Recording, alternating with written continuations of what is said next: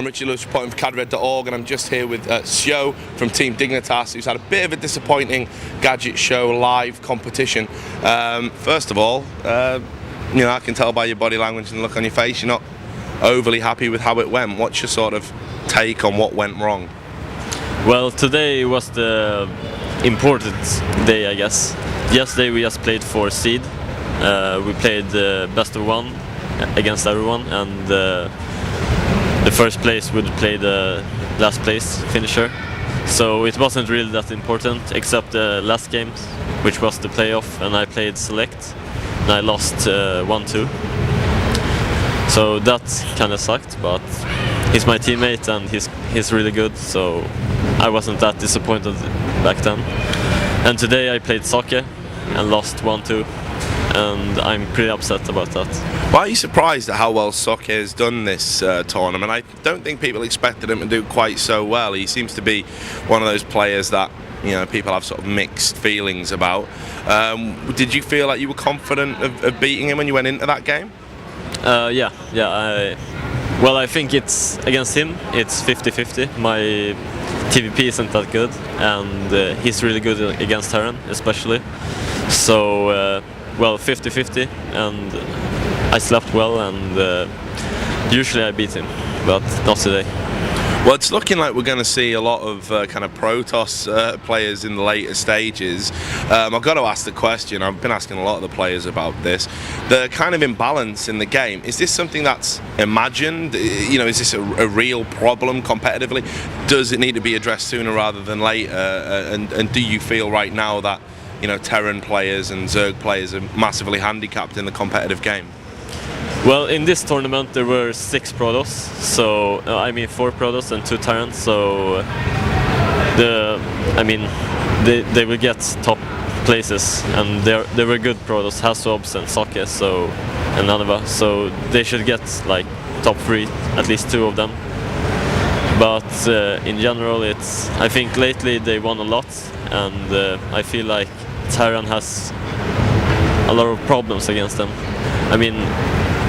Early stages, Terran has to worry about so much because they can either 4-gate, make DTs, so you can't cut corners basically, and you can't expand safely.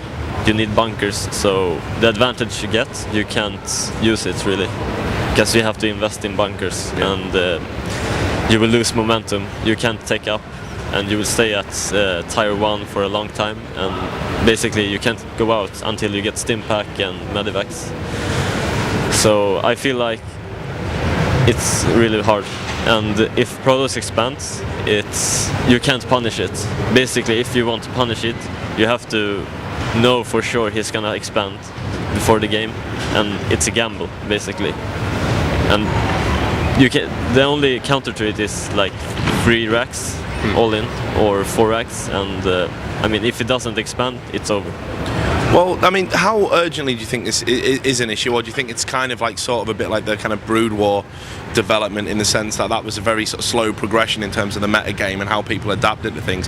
Do you think StarCraft 2 players maybe do need to try and adapt their strategies and tactics, or do you think it is an issue where the game has to be balanced? Well, the game hasn't been figured out yet. I think there's still a lot to learn. So, we can't know for sure if it's imbalanced yet.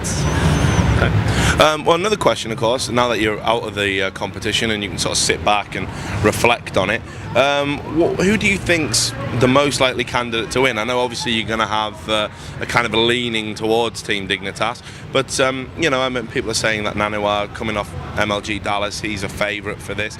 Do you agree? Okay, well, so who's the current favourite for the tournament? Like before or right now? Right now. Right now. There's only 2 players left, Soke and Nanova, and I think now we're gonna win. But it's PvP. It's basically rock, paper, scissors or a coin flip, so Soke can win for sure. I'm not sure if it's best of 5 or best of 3, but if it's best of 5, I think Nanova will win like 80% of the times. Well, what is it he does that's so different to other players right now? Because he's in a good streak of form. We've seen him at the event, and he does seem to be very closed. He doesn't seem to talk to people, he doesn't seem to interact, he seems very focused. I think some people are sort of unsure of whether that's just his natural kind of demeanour or whether that's something he does at tournaments. And perhaps you can shed a little bit of light on kind of Nanoa's preparation and what he does that's differently from, different from other players.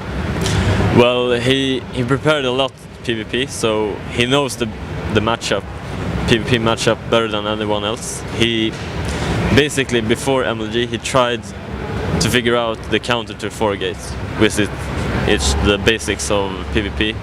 You have to either expect it, or like if you don't expect it, you can cut corners and make like fast tech and win against that.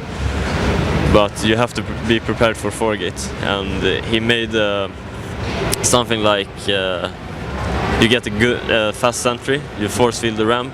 Once the 4-gate comes, you have 2 force fields, so you can buy enough time to defend it. So when you have a strategy like that right before a tournament that no one else knows, you will win a lot, because they don't know how to handle it, right? And I mean, when he's going to tournaments, I feel like he doesn't care about anything else. He gets into the zone right away. When he's in the tournament, he doesn't like prepare like anyone else, and he tries to eat food and just think about the game. Well, sort of final thoughts to wrap up the interview. I know obviously you've had a personally disappointing time and lots for you to think about. I mean, have you enjoyed it here? Do you think there's been a kind of worthwhile venture for you? I mean, what's your overall take on it? Well, I didn't learn that much. I mean, I played some strategies that I used before, but when I come home I will practice a lot, I think. But in general, Birmingham was nice. The tournament structure was good. We could have not played the group stages, I think. That wasn't that important, but we had 2 days here, so why not? Why not? Well, thanks very much for taking the time to talk to me. I appreciate it, and best of luck in the next competition. Hopefully see you on the road in the future. Yeah. And all the people out there at cadred.org, do stay tuned to the website. We're going to have more video content and all the usual stuff here. So keep watching the Gadget Show Live, Alien West Starcraft 2 competition from here at the Birmingham NEC.